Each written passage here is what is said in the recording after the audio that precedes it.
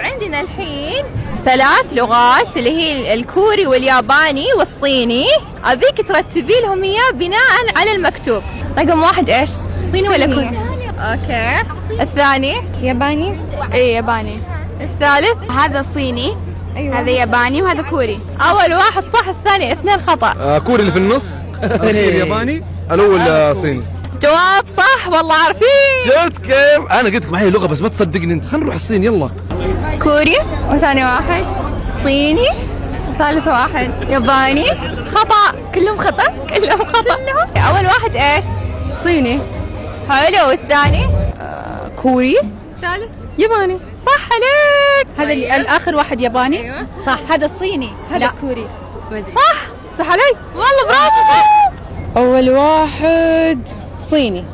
برافو عليك. صح. الثاني كوري. اوكي غير. صح كوري. وتقول بس لا بالانجليزي على بس. والله برافو. ثالث ياباني. والله برافو عليك. صح. أول وحدة أحسها صيني. صح. إيه كنا نشوفها بالحصن. حلو. الثانية يمكن كوري. صح.